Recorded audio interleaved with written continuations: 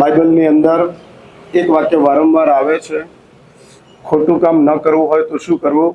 આની અંદર બાઇબલમાં કહે છે કે ગોડ ફિયર, ભગવાનનો ડર રાખો. અને ભગવાનનો ડર હશે તો ખોટા કામથી અટકશો. God fear. ચોરી કેમ નહીં કરવાની? ભગવાનનો ડર રાખો. લૂંટ કેમ નહીં કરવાની? હિંસા કેમ નહીં કરવાની? ખોટા કામ કેમ નહીં કરવાના? તો એની અંદર બાઇબલની અંદર કહે છે God fear, God fear, God fear. ભગવાનનો ડર. ભારતીય પરંપરા આ વાતનો એટલા માટે સ્વીકાર નથી કરતી કે ભગવાન તો કરુણાનો સાગર છે, પ્રેમનો અવતાર છે, નિષ્પક્ષતાની સાથે પરમાત્મા આ સંસારની અંદર રહેલા છે. કોઈ પણ જાતનો પક્ષપાત નથી. ખોટું કામ કરે કે સારું કામ કરે, બંનેને માટે સમાન ભાવના તીર્થંકર દેવોની અંદર ગોઠવાયેલી છે. આ જ ભારતીય પરંપરાના, જૈન ધર્મના અને વાસ્તવિક રીતના ભગવાન તરીકે ગોઠવાયેલું એક ચૈતન્ય છે કે જે ચૈતન્યની અંદર સૌ સમાન છે. આ સૌ સમાન છે. અને માટે ભારતીય ઋષિમુનિઓ, જૈન પરંપરાના આચાર્યો એક જ વાત કરે છે, ગોડ ફિયર નહીં, ગોડ લવ. ભગવાનના પ્રેમથી ખોટું કામ છોડો. છોકરાના એન્ગેજમેન્ટ થયા અને એ એન્ગેજમેન્ટ થયા પછી ફર્સ્ટ ફિયાન્સીને છોકરો મળ્યો અને મળતાની સાથે છોકરીએ એમ કીધું કે તમે માવો ખાવ છો એ મને ગમતું નથી. 25 વર્ષથી મા બાપ પાછળ પડ્યા હતા. મારા જેવા 25 ગુરુઓ પાછળ પડેલા. હા, 25 ગુરુઓ પાછળ પડેલા, 25 વાર મા બાપ પાછળ પડેલા, પણ એ છોકરો સુધરવા માટે તૈયાર જ ન હતો. અને જેમ ના પાડતા જેમ વધારે જીદ, જેમ ના પાડતા જેમ વધારે જીદ. કેટલીક વાર આવું બને છે. એટલે આ છોડી દેવાનું. તમે ના પાડો અને પેલો કરે જ. 2-4 વાર પ્રયત્ન કરો. હવે હું તમને ક્લૂઝ આપતો જાઉં છું. ઘરમાં કેવી રીતે રહેવું, અપાશ્રમ કેવી રીતે રહેવું એ શીખવાડવું પડે એમ નથી, આવડી જ ગયું છે. હા, એટલે ધર્મ સ્થાનોમાં કેવી રીતે રહેવું એ તમને આવડે છે. એમાંય ખાસ કરીને દેરાસર અને ઉપાશ્રય, પછી ભોજનશાળા અને આમેરશાળામાં કેવી રીતે રહેવું એ શીખવાડવું પડે તેવું છે. હા, એમાં વળી પાછા કંઈક બધા કરેક્શનો લાવવા પડે તેમ છે. પણ છતાંય ધર્મ સ્થાનોની અંદર કેવી રીતે રહેવું એ તમને આવડે છે. પણ ઘરની અંદર કેવી રીતે રહેવું, ઘરવાળા છો છતાંય ઘરમાં રહેતા નથી આવડતું. હા, આ કેટલો મોટો વિષમવાદ છે. અને એટલે જ જયારે આમ ના પાડવા છતાંય કરતા જાય, કહેવાનું છોડી દો. હા, કઈ બધાને હમણાં જ સુધારી દેવું એવી શુભ ભાવનાઓ રાખવાની જરૂર નથી. તીર્થંકર દેવોએ પણ ભાવના જરૂર ભાવી, પણ હું બધાને હમણાં જ તારી દઉં એવી મિથ્યા ભાવના તીર્થંકર દેવોએ પણ નથી રાખી. લોકો તરે એ તીર્થંકર દેવોની ભાવના છે, પણ હમણાં જ તારું એ તો મિથ્યા ભાવના છે. અને તીર્થંકર દેવો એ મિથ્યા ભાવનાની અંદર જતા નથી. હા, અને એટલે જ હું તમને કહું છું કે જ્યાં નેગેટિવિટી છે અને પેલાને એમ થયું કે ના પાડે છે તો ખાસ કરવાનું, ના પાડે છે તો ખાસ કરવાનું, છોડી દે. હા, આ મેન્ટાલિટી છે અને આ સાયકોલોજીને સમજવા પડે તેવી છે. અને માટે જ ભારતીય ઋષિમુનિઓ કહે છે ભગવાનના ડરથી. ઘણા એવા હોય કે ભગવાનને માનતા જ ન હોય અને એમ કે ऐसी तैसी भगवान की मैं कुछ मानता नहीं हूं, होगा तो होगा, देखा जाएगा. અને તે વખતે ભારતીય પરંપરા એમ કહે છે, અને ઉપરની ભૂમિકામાં આવીને ભારતીય પરંપરા કહે છે ગોડ લવ, ભગવાનને ઉપર પ્રેમ કરો.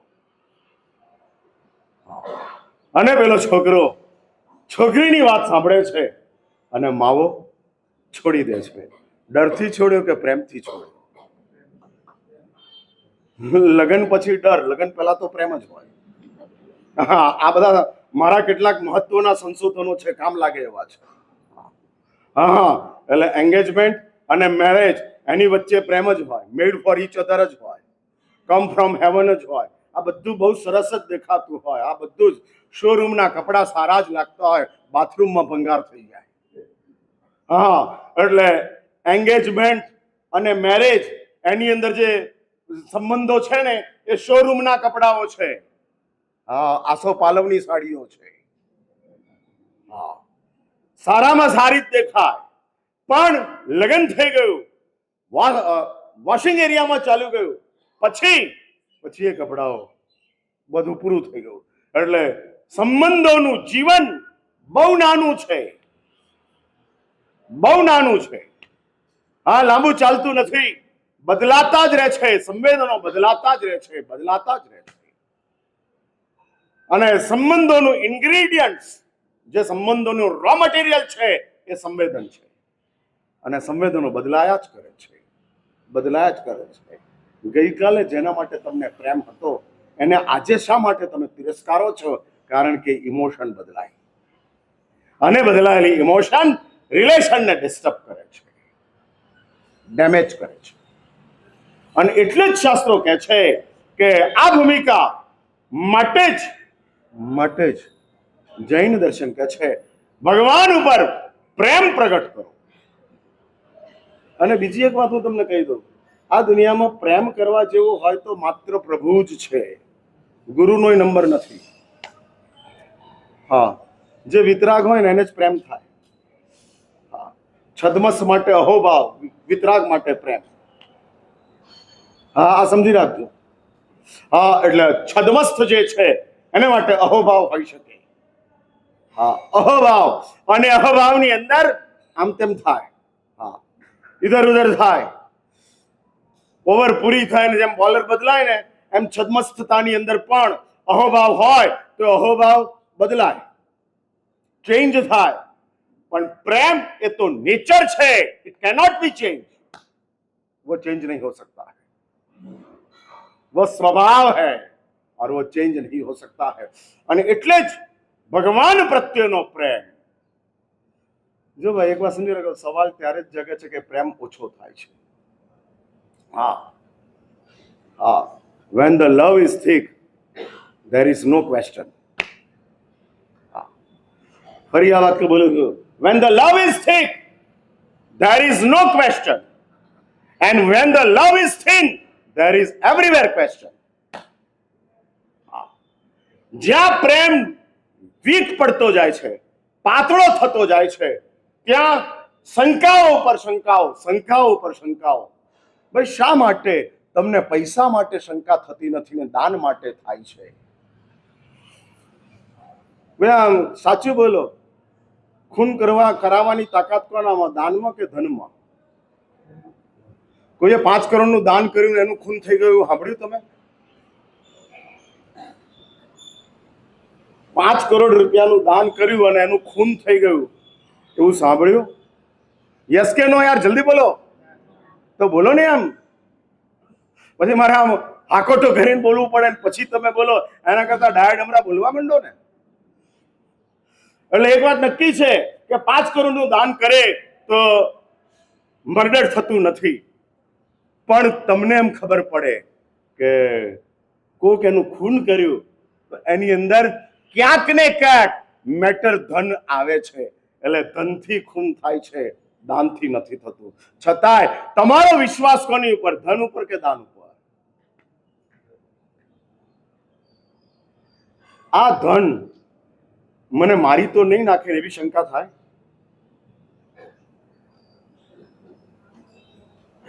ના થાય ને? તમને ખબર છે હિટલરે લગ્ન નહોતા કર્યા? કેમ નહોતા કર્યા? હિટલરે લગ્ન નહોતા કર્યા. કેમ નહોતા કર્યા? એની પ્રેયસી હતી ઈવા, એનું નામ હતું, અને ઈવા એનું નામ, એની સાથે એને લગ્ન ન કર્યા. અને જ્યારે એને ખબર પડી કે હવે મરવાના 3 કલાક બાકી છે અને હિટલર ફસાયા છે અને નાઝીઓ એની ઉપર, જર્મન તૂટી પડ્યું છે અને તૂટી પડવાના કારણે રશિયનો તૂટી પડ્યા છે અને હિટલર ભયમાં છે, છેલ્લા 3 કલાક બાકી હતા, ત્યારે હિટલરે ઈવાની સાથે મેરેજ કર્યા. પહેલા મેરેજ જ ન કર્યા. કેમ? તો એની આત્મકથામાં લખ્યું છે કે હિટલર પોતાની નજીકમાં નજીક વ્યક્તિ માટે પણ શંકાસ્પદ હતો, એને ડર લાગતો હતો. અને હકીકતમાં દુશ્મનો ગાળો જ આપે છે, ઘરવાળા જ ભૂકા બોલાવે છે.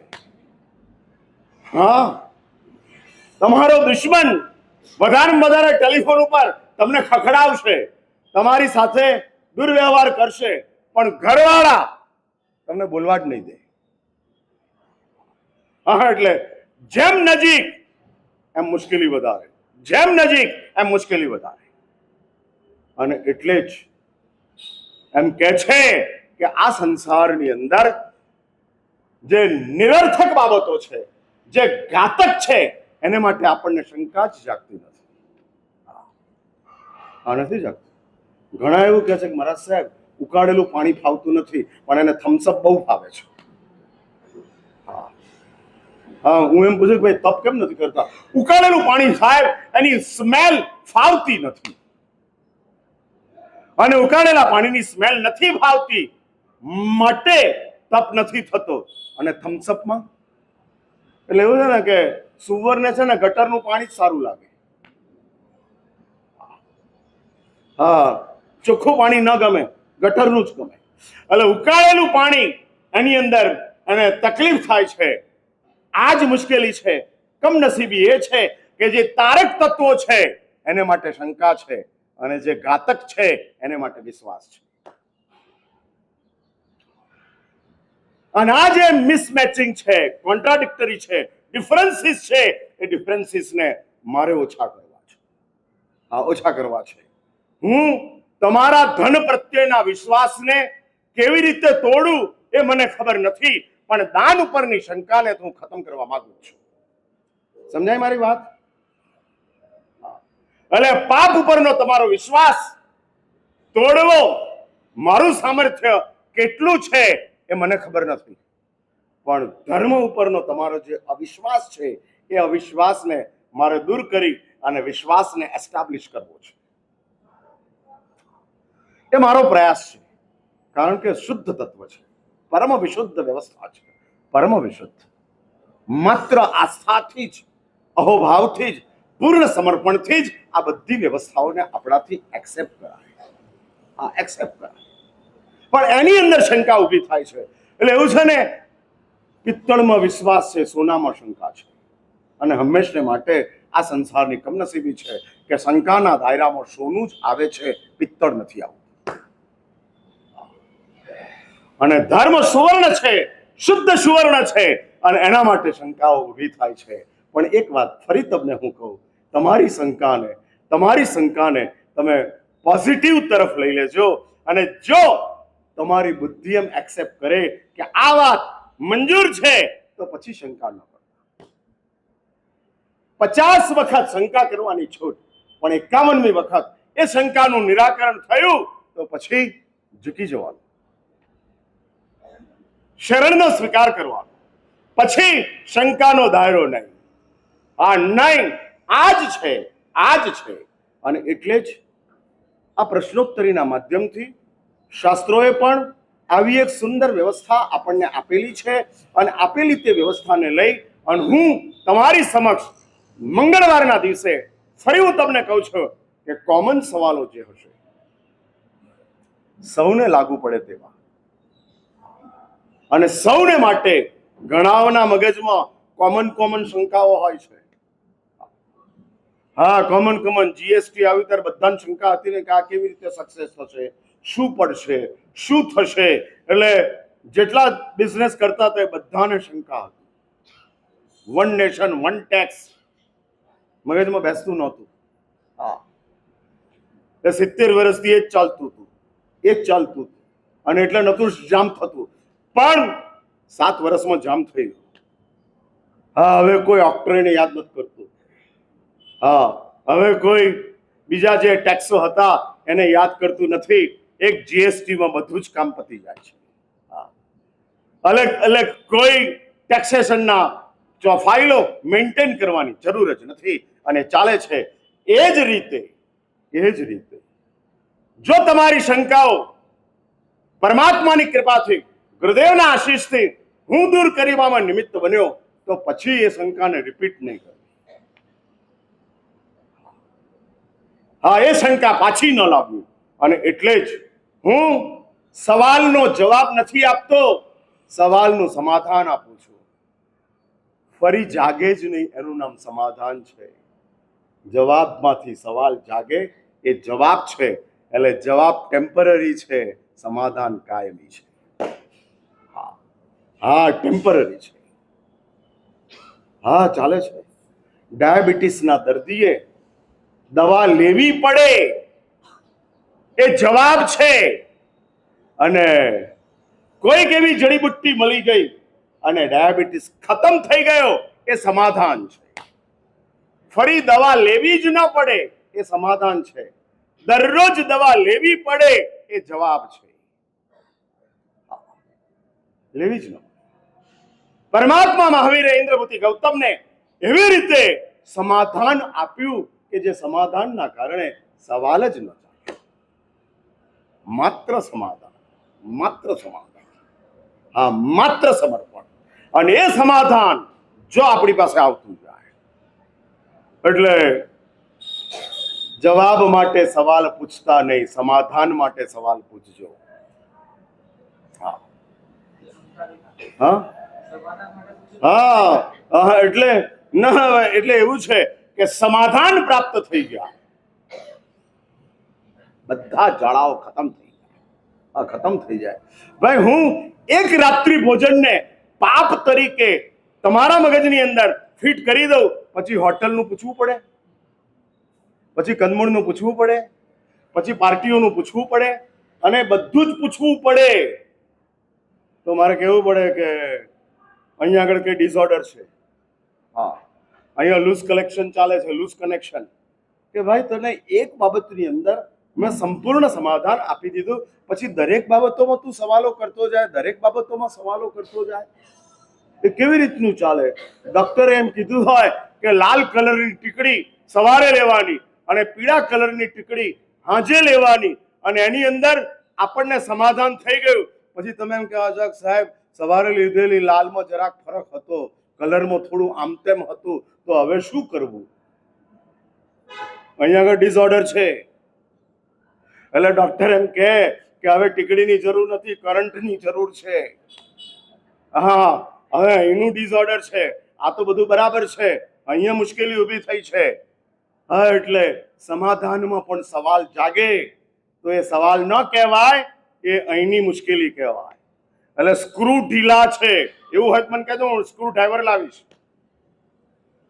હા, અત્યારે હું એમ માનું છું કે શરીર ઢીલું છે માટે હું સમાધાન આપું છું, પણ કાલથી મને એમ ખબર પડે કે સ્ક્રૂ ઢીલા છે તો ઘાસલેટ લાવવું પડે, કાટ કાઢવો પડે, અને પછી એ સ્ક્રૂ ડ્રાઈવરથી એની ટ્રીટમેન્ટ ચાલુ કરવી પડે. એટલે કહેજો, મને આવ્યાને 15 દાડા થઈ ગયા. હા, અને એવી કોઈ તકલીફો હોય એટલે હું સવાલના સમાધાન તરફ જઈ રહ્યો છું. અને એટલે જ શાસ્ત્રોએ આવી એક સુંદર વ્યવસ્થા બતાડી છે કે શ્રોતાઓને પણ બોલવાની તક મળે, કહેવાનો અવસર પ્રાપ્ત થાય. અને માટે જ શાસ્ત્રોએ ચાલના અને પ્રત્યવસ્થાન મૂક્યા છે. ચાલના એટલે સવાલ, અને પ્રત્યવસ્થાન એટલે એનું સમાધાન. શાસ્ત્રોની અંદર શાસ્ત્રના પરિભાષાઓ અને શાસ્ત્રના અર્થ કરવા, પંક્તિઓના અર્થ કરવા માટે પદ, પદાર્થ, આ બધું આવતા આવતા છેલ્લે ચાલના અને લાસ્ટમાં પ્રત્યવસ્થાન. આખી એક સિસ્ટમ છે. જૈન દર્શન આસ્થા કરતા હકીકતની અંદર ચાલે છે. આ બહુ મહત્વની વાત છે. હકીકત જે છે એને જૈન દર્શન પ્રસ્તુત કરે છે, આસ્થા નહીં. આ આસ્થા નહીં. અજૈન પરંપરા એમ કે છે કે કાશીમાં જઈને મરો તો સ્વર્ગ મળે. અમે એમ કહે છે કે સમાધિમાં મરો તો સ્વર્ગ મળે. આ હકીકત, આ હકીકત. શત્રુંજયમાં મળો તો સ્વર્ગ મળે એવું ખરું? એવું ખરું? હા, ઘણા કાગડા કૂતરાઓ ત્યાં મરી જાય છે. હા, એટલે શત્રુંજયમાં મરનારાઓ સ્વર્ગે જ જાય ના, નથી એવું. એટલે જૈન દર્શન આસ્થા નહીં, હકીકત. આ જૈન દર્શનની વૈજ્ઞાનિકતા છે, વાસ્તવિકતા છે. અને જૈન દર્શનની પાસે 100 ટચનું સોનું છે. માટે જૈન દર્શન કહે છે કે હું શ્રદ્ધાનો નંબર પણ પછી મૂકું છું. વાસ્તવિકતાથી જો કન્વિન્સ થતા હો તો શ્રદ્ધા પણ નહીં. અને માટે જ જવાબ હું વાસ્તવિકતાના સેન્ટર ઉપર આવીને આપું છું, શ્રદ્ધાના નહીં. એ તો એમ કહી શકું કે ભાઈ ભગવાને કીધું છે માટે આ કરવાનું. ના, તમારી બુદ્ધિ કહે છે માટે કરો. ભગવાને કીધું છે એ કરવાનું, એ તો શ્રદ્ધા છે, પણ બુદ્ધિ કહે છે એ કરો. હવે આમાં માનશો મારી વાત? હું જે બોલું છું સાંભળો છો? સમજાય છે? એટલે હું એમ કહું છું કે ભગવાને કીધું છે અને કરો, એ તો શ્રદ્ધા છે, પણ બુદ્ધિ કહે છે એ કરો, તો એ શું કહેવાય? એ શું કહેવાય? તમારી બુદ્ધિ કહે છે કે કરો અને તમે કરો, એ તો આપણી પોતાની હકીકત છે, આપણી પોતાની સમજ છે. એટલું તો નક્કી કરો કે તમને જે બુદ્ધિ એમ કહે છે કે આ સારું કહેવાય, આ ખોટું કહેવાય, એટલું તો જીવનમાં લાવવું, એટલું તો નક્કી કરો. સમજાય મારી વાત? તમારી બુદ્ધિ એટલે સમજ્યા ને? તમારી કોમન સેન્સ. અને તમારી કોમન સેન્સ એમ કહે છે કે આ કરાય, આ સારું છે, આ ખોટું છે. ભાઈ અહીંયા બેઠેલા હું પૂછું છું કે જૂઠ બોલવું એ સારું છે, એવી કોમન સેન્સ કોણ કહે છે?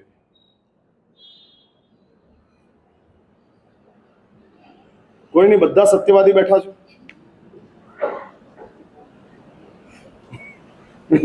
ના, હું જાણવા માંગુ છું, ઇન્કમ ટેક્સની ચોરી પ્રામાણિકતા છે એવું કોણ કહે છે?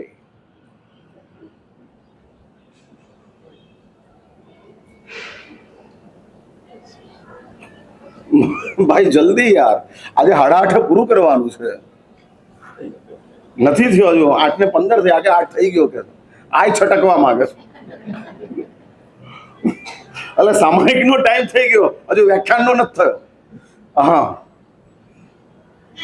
હું એ કહું છું, શું ભૂમિકા? એટલે બુદ્ધિ કહે છે એ કરવા તૈયાર ખરા? શ્રદ્ધા કહે છે એ તો ના થાય, ચલો છોડી દો, પણ બુદ્ધિ કહે છે એ તો કરો. એ નહીં, ઈચ્છા જે કહે છે એ કરવા. બુદ્ધિ કહે છે એ નહીં કરવાનું, નસીબ કહે છે એ નહીં કરવાનું, ઈચ્છા કહે છે એ કરવાનું. એટલે ફરીથી હું સિક્વન્સ મૂકું છું, શ્રદ્ધાથી કરવાનું, ટોપ, બુદ્ધિથી કરવાનું, મિડલ, પછી નસીબથી કરવાનું. નસીબ ભાઈ, આમ 50 વખત જૂઠ બોલવાથી તમે તમારી પત્નીની સામે પકડાઈ ગયા, તો 51મી વાર તો સાચું બોલવાનું ચાલુ કરો. સાંભળી મારી વાત? હા, કાન ખુલ્લા છે કે ઇયર પ્લગ આપું? Hearing aid. એટલે હું એમ કહું છું કે 50 વાર તમે જૂઠું બોલ્યા અને તમારી પત્નીએ તમને પકડી પાડ્યા. બને છે ને આવું બધું ઘર બારમાં કે નથી બનતું? યસ કે નો? હા, એવું બને છે.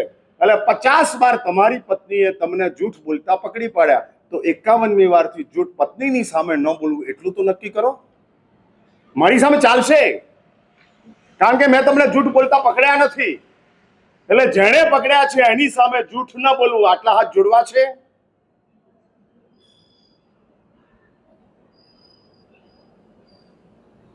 નહીં, નહીં.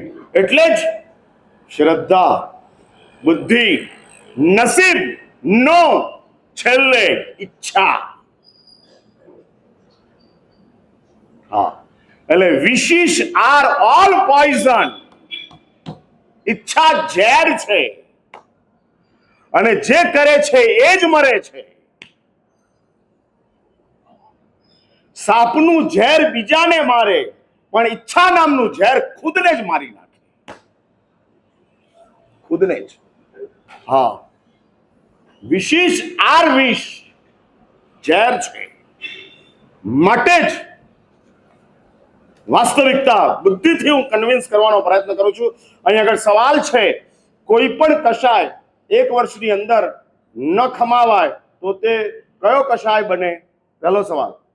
અને અધિક માસમાં 13 મહિના થાય તો તે કષાય અનંતાનુબંધી કષાય ગણાય કે ન ગણાય?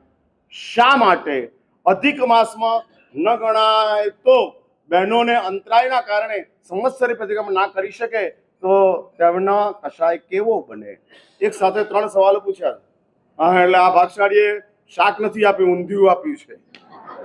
હા, હા બધા ટિંડોળા આવી ગયા, કારેલા આવી ગયા, દૂધી આવી ગઈ, કાકડી આવી ગઈ, અને આ બધાનું ઊંધિયું કરીને આપ્યું છે. અને એ ઊંધિયું ચોમાસામાં સારું ન લાગે, એ શિયાળામાં 14મી જાન્યુઆરીએ જ સારું લાગે. પણ હા જે આવ્યું છે, આપણે એ ઊંધિયાને હવે એક એક ડેફિનેશન આપી અને ખોલતા જઈએ છીએ. ઘડિયાળ મારી પાસે છે, ચિંતા ન કરતા 8:30 હું કમ્પ્લીટ કરી દઈશ. એટલે જે પારણાવાળા છે બધા ટાઈમની સામે નહીં, મારી સામે જ જોવાનું. હા, ક્યારે ઉઠાડશે, ક્યારે ઉઠાડશે. આ પારણું આવે ને એટલે મારો સ્ટ્રેસ વધી જાય. હા, તમને ઠેકાણે પાડવા કેવી રીતે પાડવા? હા, કેવી રીતે, શું કરવું? હારું તપેલું ખુલ્લું છે ને માખીઓને કહેવું કે આવો નહીં, આવો નહીં. એટલે તપેલું ખુલ્લું છે તો માખી તો આવે જ. એટલે હું ઘણી વાર આમ કપડાં ફેરવે રાખું કે જવા દો, જવા દો, પણ એ માખીઓ ત્યાં જ પહોંચે. એવી કમનસીબી છે. એટલે હું આ સવાલ છે ભાઈ, તમે જ ભાઈએ જ લખ્યું છે કે કશાય 1 વર્ષથી ઉપર જાય એટલે અનંતાનુબંધીનો બને. જૈન દર્શને કશાયોની ઉપર એટલું બધું સંશોધન કર્યું છે અને આ એટલી અદ્ભુત ભૂમિકા છે. માત્ર ક્રોધની મેટરની અંદર જૈન દર્શનની જે સૂક્ષ્મતા છે, હવે વિજ્ઞાન થોડું ત્યાં સુધી પહોંચવાનો પ્રયત્ન કરી રહ્યું છે. હજુ સુધી તો વિજ્ઞાન પહોંચ્યું જ નહોતું. એક્શનની ઇફેક્ટ થાય એવું વિજ્ઞાન માનતું હતું, પણ હવે વિજ્ઞાન માનવા માંડ્યું કે ઇમોશનની પણ ઇફેક્ટ થાય. એટલે તમે ખોટું કરો, ખોટું જમો, ખોટો વ્યવહાર કરો તો શરીરને ઇફેક્ટ થાય. એ વિજ્ઞાન માનતું હતું કે ઇફેક્ટ થઈ, અને તમે દોડતા પડી ગયા તો વાગે. એક્શન ઇફેક્ટ કરે એ આપણે માનતા હતા, લાઈફને, બોડીને, મનને. પણ હવે એ ભૂમિકા છે કે ઇમોશન ઇફેક્ટ કરે છે. આ ઇમોશન, મને વાગ્યું છે, મને વાગ્યું છે, મને વાગ્યું છે, મને વાગ્યું છે, આવી ઇમોશન મગજની અંદર ચાલ્યા કરે તો ત્યાં સુધી દુખાવો જાતો જ નથી. વાગ્યું છે, વાગ્યું છે, વાગ્યું છે, એ ચાલ્યા જ કરે. એટલે આ ઇમોશન છે. અને હવે વાગવાનું તો 1 મિનિટમાં પતી ગયું, દુખવાનું હતું દુખવાનું પતી ગયું, ટ્રીટમેન્ટ ચાલુ થઈ ગઈ, પણ એ ચાલ્યા જ કરે. અને આ ઇમોશનની આપણી ઉપર ઇફેક્ટ થાય છે. કશાય મિયર ઇમોશન, માત્ર એ સંવેદના છે. અને આ કશાય 12 મહિનાથી ઉપર જાય. અરે પ્રભુએ બહુ મોટી કરુણા કરી છે, બહુ મોટી કરુણા. પરમાત્માની આવી કેટલીક વાતોને જાણો ને ત્યારે આમ પરમાત્મા માટે અંદરથી એક સત્કાર, અહોભાવ, સર્વસ્વની ભૂમિકા ઊભી કરો. શું કમાલ કરી નાખી પરમાત્મા! સંવત્સરી પ્રતિક્રમણ આપી અમને આપે બચાવી લીધા. અનંતાનુબંધી, અનંત ભાવ સુધી રખડાવાની જે કશાયમાં તાકાત છે, એ કશાયનું નામ અનંતાનુબંધી. હવે આ શબ્દો છે ને ડેઈલી તમારા જીવનમાં આવી ગયા. છોકરાને તમે બદમાશ કોણ તો એને ખરાબ લાગે જ નહીં, કારણ કે દરરોજ સાંભળે છે. હા, અને કઈ અસર જ નથી. ચાલો વાંધો નહીં. એમાં અનંતાનુબંધી તમે વારંવાર સાંભળતા ગયા. એટલે આ કશાયો કેટલા ભયાનક છે, કેટલા ભયાનક. કલ્પના આવે છે. અને એવું નથી કે વર્ષ સુધી ચાલે તો જ અનંતાનુબંધી થાય. મિનિટમાં અનંતાનુબંધી થઈ જાય, કલાકમાં અનંતાનુબંધી થઈ જાય, અને ભૂખા બોલાવી દે. એ તો પ્રભુએ વ્યવહારથી કીધું છે કે દોસ્ત ન જ થાય તો વર્ષની અંદર તો હિસાબ ચૂકતે કરી નાખજે, ચોખ્ખો કરી નાખજે. નહીં તો એ કશાય તારો અનંતાનુબંધીનો થઈ જશે. એટલે ભાઈનો સવાલ છે કે મહારાજ સાહેબ, જો 12 મહિના 1 વર્ષથી વધારે થાય તો એ કશાય અનંતાનુબંધી થાય, તો અધિક માસ હોય ત્યારે શું? આમ સવાલ થોડો ઇન્ટેલિજન્સીનો છે, પણ આ સવાલ જે છે એ સવાલની પાછળ આપણે જો જિજ્ઞાસા હોય તો હું એનું સમાધાન આપવાનો પ્રયત્ન કરીશ. અને એ પ્રયત્ન કરવા દ્વારા હું તમારી સમક્ષ એ વાત મૂકતો જઈશ. પણ સૌથી પહેલી વાત એ સમજજો કે ભગવાને 1 વર્ષ નથી કીધું, ભગવાને ભાદરવા સુદ પાંચમ કીધી છે. વર્ષ કીધું હોય તો 360 દિવસે તમારે પ્રતિક્રમણ કરવું જ પડે. પણ પ્રભુ એમ કહે છે કે ભાદરવા સુદ પાંચમનું કે હવે ચોથનું, પહેલા પાંચમનું જો તમારું પ્રતિક્રમણ ન થાય તો તમારો અનંતાનું બંદીનો કસાય થઈ જાય. સમજાય ને મારી વાત? એટલે આ એક શાબ્દિક વ્યવસ્થા છે. કારણ કે વિતરાગ છે, સર્વજ્ઞ છે, એ જુએ છે અને જોવાની સાથે ખબર પડે છે કે ભાઈ 12ના 13 મહિના થવાના જ છે અને થવાના 13 મહિનાની અંદર. એટલે અમારે ત્યાં એમ કીધું છે કે છેલ્લામાં છેલ્લું પ્રતિક્રમણ ક્યારે થવું જોઈએ? ભાદરવા સુદ પાંચમ. સંવત્સરી પ્રતિક્રમણ ભાદરવા સુદ પાંચમ સિવાય પહેલું થાય, ભાદરવા સુદ એકમે થાય, શ્રાવણ વદ દસમે થાય. હા, એવા સંવત્સરી પ્રતિક્રમણ આવે. પણ છેલ્લામાં છેલ્લું પ્રતિક્રમણ, એની વાતો હું ક્યારેક કરીશ. શાસ્ત્રીય વ્યવસ્થા શું છે અને આ પ્રતિક્રમણ સાથે શું ગોઠવાયું છે એ વાતો હું તમારી સમક્ષ કરીશ. કલ્પસૂત્ર વગેરેની અંદર પંચકની વૃદ્ધિ વગેરે આવતા જાય છે અને બતાડેલી એ વાતોને લઈ અને મુકાતી જાય છે. પરંતુ વર્ષ પૂરું થાય એટલે કશાય અનંતાનું બંધીનો થઈ જાય ના. ભાદરવા સુદ પાંચમ તમે ઓળંગી જાઓ.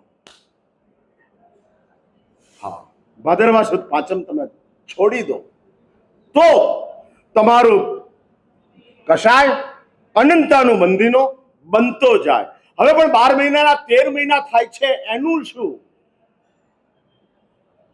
જો દિવસ નક્કી થાય છે સૂર્યની ગતિના આધારે, મહિનો નક્કી થાય છે ચંદ્રની ગતિના આધારે, અને સૂર્યની ગતિ ક્યારેક સ્પીડમાં ચાલતી હોય તો તિથિનો ક્ષય થઈ જાય, અને સૂર્યની ગતિ ધીમી હોય તો તિથિની વૃદ્ધિ થાય. સેમ વે સૂર્ય એક જ રાશિની અંદર ધીમી ગતિના કારણે 30 દિવસને બદલે 60 દિવસ પસાર કરી દે તો માસ અધિક થઈ જાય અને અધિક મહિનો ગોઠવાતો જાય. માટે જ શાસ્ત્રોએ આ એક વ્યવસ્થા બતાડી છે અને બતાડેલી વ્યવસ્થાની અંદર શાસ્ત્રો આ વાત મૂકતા જાય છે. એટલે જ શાસ્ત્રો કહે છે કે 12ના 13 મહિના થઈ ગયા, મેટર ઇમમટીરિયલ છે. ભાઈ, વજન રોટલી ખાવાથી વધે કે મુખવાસ ખાવાથી વધે? રોટલી ખાવાથી. એટલે 12 મહિના એ રોટલી છે ને 13મો મહિનો મુખવાસ છે. હા, એટલે 13મો મહિનો એ રેસીપી કે મેનુ કાર્ડમાં આવતો નથી. મેનુ કાર્ડની અંદર 12 જ આવે છે અને 12ના આધારે જ વ્યવસ્થા ગોઠવાયેલી છે કે જે વ્યવસ્થાના આધારે શાસ્ત્રોએ આ વાત મૂકેલી છે. હવે વળી પાછી બહેનોની વાત આવી તો જે બહેનો માટેની વ્યવસ્થા છે એની અંદર કારણસર શાસ્ત્રોએ બહુ સ્પષ્ટ વાત કરી છે. એક જનરલ રાજમાર્ગ છે અને એક એક્સેપ્શન છે. હવે બહેનોની અંદર શારીરિક જે વ્યવસ્થા છે એ શારીરિક વ્યવસ્થાની અંદર તે જ દિવસોની અંદર અંતરાય વગેરે આવી જાય અને પ્રતિક્રમણ ન થાય એ કારણ છે. It is reason. અને ત્યાં શાસ્ત્રો કહે છે કે એવરી રૂલ હેઝ એક્સેપ્શન. દરેક કાયદાના અપવાદો હોય છે. નહીં તો કાનૂન જડ બની જાય, અને કાનૂન જડ બની જાય તો નિર્દોષો પણ દંડાઈ જાય. એટલે કાનૂન જડ ન બનવો જોઈએ. કાયદો પડાવવો જ જોઈએ પણ જડ ન હોવો જોઈએ. અને આ સૂક્ષ્મતા, આ બૌદ્ધિકતા જૈન દર્શને જેટલી એક્સેપ્ટ કરી છે એટલી અન્ય કોઈ દર્શને કરી નથી. અને માટે જૈન દર્શન દરેક કાયદાઓની અંદર એક વાત મૂકી દે છે કે કારણ હોય ત્યારે શું કરાય એને માટે તમારી પાસે આચાર્ય ગોઠવાયા છે. શાસ્ત્રો રૂલિંગ બતાડે છે અને અપવાદ ગુરુ બતાડે છે. હા, પ્રભુનું કામ સાધના બતાડવાનું છે, ગુરુનું કામ સમાધાન આપવાનું છે. અને સમાધાન દ્વારા એટલે સમાધાન એટલે શું? સાપ મરે નહીં, આગળ બોલો, લાકડી ભાંગે નહીં.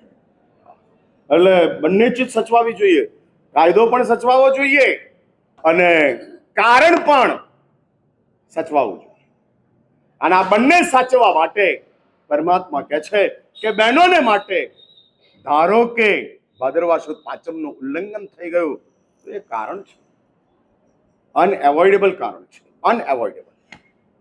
કોઈ મહારાજ સાહેબ સિરિયસ છે અને હોસ્પિટલાઇઝ છે, ભાદરવા સુદ ચોથ આવી, પ્રતિક્રમણ થાય એવી સ્થિતિ જ નથી, ઓપરેશન ચાલુ છે, તો શું કરવું?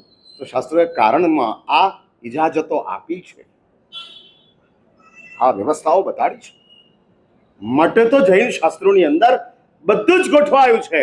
એટલે એક વાત સમજી રાખજો, કાનૂન તમારા હાથમાં લેવાની જરૂર નથી. સૌથી પહેલું આ રૂલિંગ સમજી રાખો. તમે નક્કી કરો કે હવે ચાલે, વાંધો નહીં, પાંચમના દાડે કેળું ખાઈએ તો લીલોતરી કહેવાય, પણ છુંદો ખાઈએ તો સુકોતરી કહેવાય. સમજ્યા મારી વાત? હા, એટલે છુંદામાં પાપ ન લાગે ને કેળામાં પાપ લાગે. આ કાયદો કોણે હાથમાં લીધો? ઘરની ડોશીઓએ. હા, આવું એક ડોશીઓનું શાસ્ત્ર ચાલે છે. હા, અને એ લોકો નક્કી કરે છે. આ જો ગોઠવાતું જાય છે એટલે જ ફરી આ બાબતને હું પૂરી કરું છું. અડધી મિનિટ મારી પાસે છે અને એ અડધી મિનિટની અંદર હું આ વાત પૂરી કરું છું. પહેલી વાત, અધિક માસ આવ્યો છે એ જસ્ટ લાઈક મુખવાસ, જે મેનુ કાર્ડમાં હોતો નથી અને ચાલ્યો જાય છે. એટલે પેટ ભરાયા પછી પણ જગ્યા થઈ જાય, એનું નામ મુખવાસ. હા, પેટ ખાલી છે ત્યાં સુધી ખાવાનું, ભરાયા પછી પણ ખાઈ શકો એ મુખવાસ. એમ 12 મહિનાનું વરસ કહેવાય, પણ વરસ ભરાયા પછી પણ 13મો મહિનો આવે એને શું કહેવાય? મુખવાસ. હા, એ મુખવાસ તરીકે છે. એટલે એને શાસ્ત્રોએ બહુ મહત્તા આપી નથી. ઠીક છે, અધિક માસ છે, શાસ્ત્રોએ આ વ્યવસ્થા આપી છે. અને બીજા નંબરમાં શાસ્ત્રો એવું કહે છે કે અધિક માસ એ વૃદ્ધિ છે, માટે તમારે જે કોઈ આરાધના કરવી છે એ મુખ્ય મહિનાની અંદર કરવાની છે. અને જ્યારે 2 તિથિ હોય, તમે જાણો જ છો કે બીજી તિથિએ આરાધના થાય, પહેલી તિથિએ અધિક છે, અધિકની અંદર આરાધના હોતી નથી. હવે એની ચર્ચા અત્યારે કરવી નથી, નહીં તો પાછી તિથિ ચર્ચા આવી જશે.